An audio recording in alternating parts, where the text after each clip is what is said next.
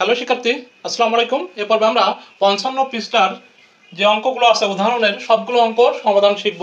তো এখানে সবগুলো অঙ্ক কি বলেছে, উৎপাদকে বিশ্লেষণ করতে হবে। তো দেখো 18 নম্বর, 18তে কি আছে, 3a square b plus 6ab square plus 12a square b square. ঠিক আছে, তো উৎপাদকে বিশ্লেষণ করা মানে কি সেটা আমরা অবশ্যই জানতে হবে, না হলে অঙ্ক করতে পারবো না, তাই না? উৎপাদকে বিশ্লেষণ করা মানে হলো কোনো একটি বহুপদী রাশিকে ভেঙে ভেঙে মৌলিক বহুপদী রাশির গুণফল আকারে প্রকাশ করা।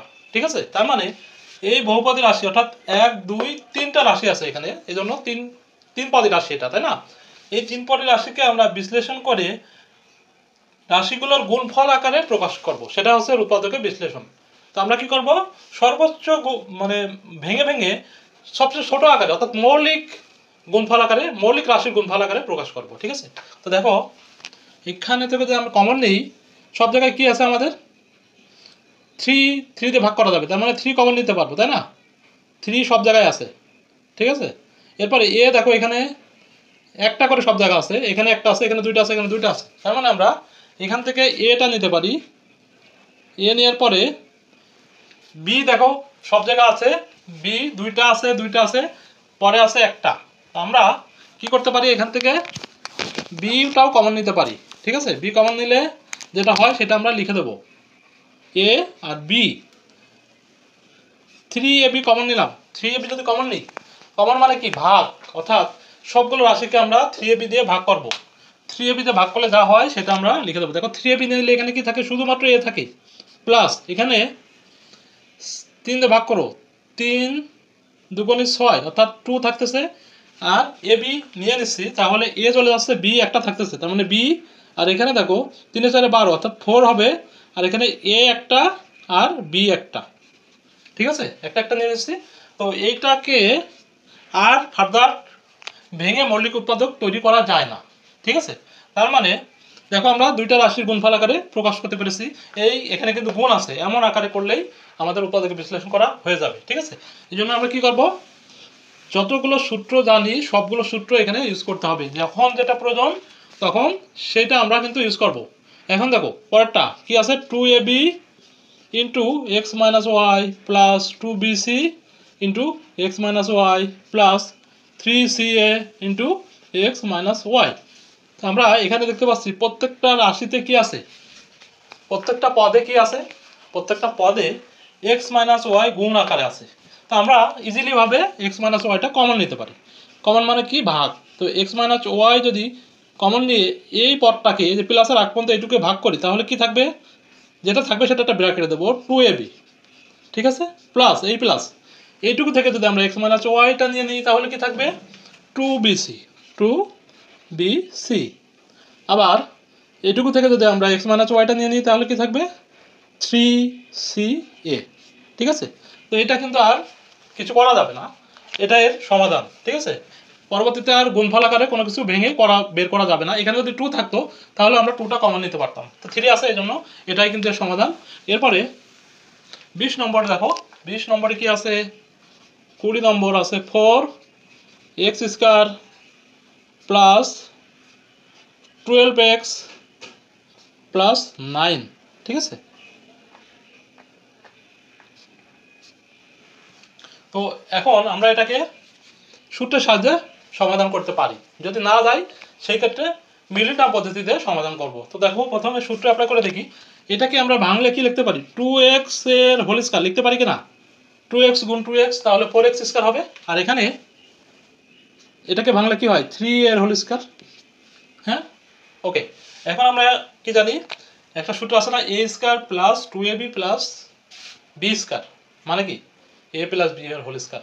ঠিক আছে, তো এটাকে যদি আমরা ওই সূত্রে ফেলাতে চাই তাহলে কি করতে পারি, এখানে a স্কয়ার প্লাস 2 ইন্টু এ মানে কত, 2x, এ এখানে গুণ চিহ্ন দিতে পারি বা ফোঁটা দিতে পারি। ঠিক আছে, ইন্টু দিলাম, ইন্টু বি মানে কত, 3। এখন এটা ক্যালকুলেশন করে দেখো কি হয়, 2 2 4 3 4 12, তার মানে আমরা এই লাইনটা আর এই লাইনটা মিলাতে পারছি, তাই না?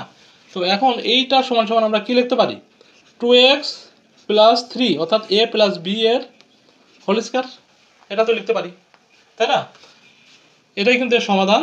এখন তুমি এটাকে এভাবে লিখতে পারো, 2x plus 3 into 2x plus 3, ঠিক আছে? এভাবে কিন্তু আমরা লিখতে পারি। তো এটাই কিন্তু এর সমাধান। এখন আমরা পরেরটায় চলে যাচ্ছি, 21 নম্বর। 21 নম্বরে কি আছে? 21 নম্বরে দেখো 9x square minus 30xy plus 25y এর স্কয়ার। এটা দেখি আমরা সূত্র পরিণত করা যায় কিনা, ঠিক আছে?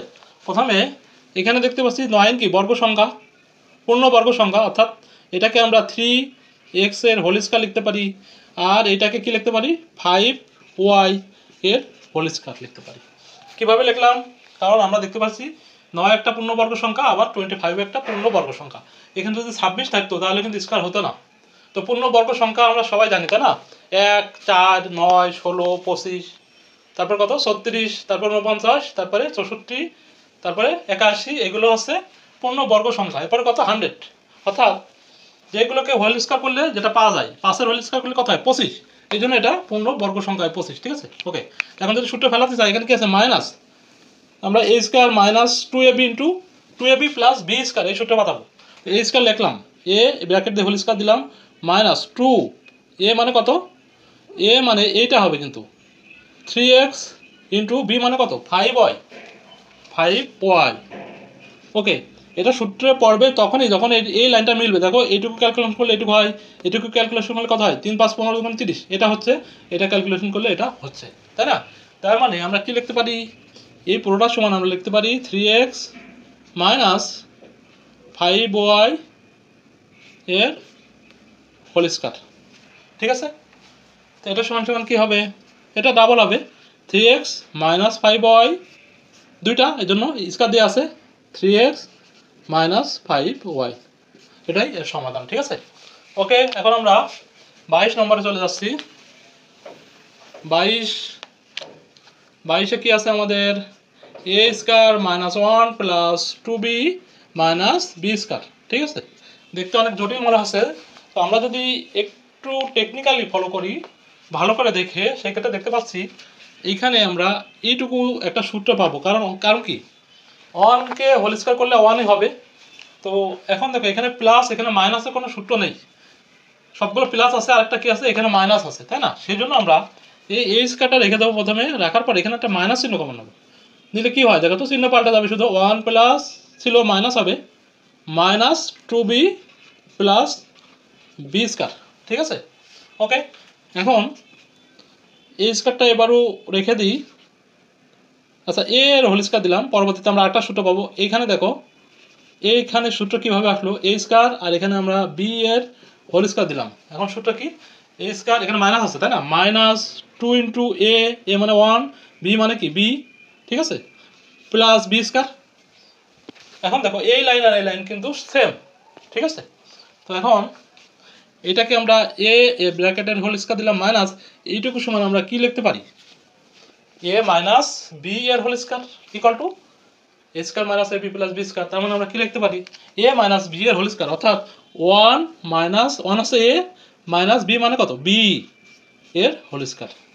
এখন দেখো এইখানে কিন্তু আরেকটা সূত্র পড়েছে, কি সূত্র, a স্কয়ার মাইনাস, এই পুরোটুকু যদি b ধরি, তো a square minus b square মানে কি a plus b into a minus b, ঠিক আছে? এখন সেটা লিখবো, a স্কয়ার মাইনাস b স্কয়ারের সূত্র কি, a plus b 1 minus b, bracket দিয়ে দিলাম, হ্যাঁ ব্র্যাকেট দিয়ে করবো এই জন্য কারণ পরেরটা মাইনাস আছে, তো এই জন্য ভুল হয়ে যাবে আমাদের।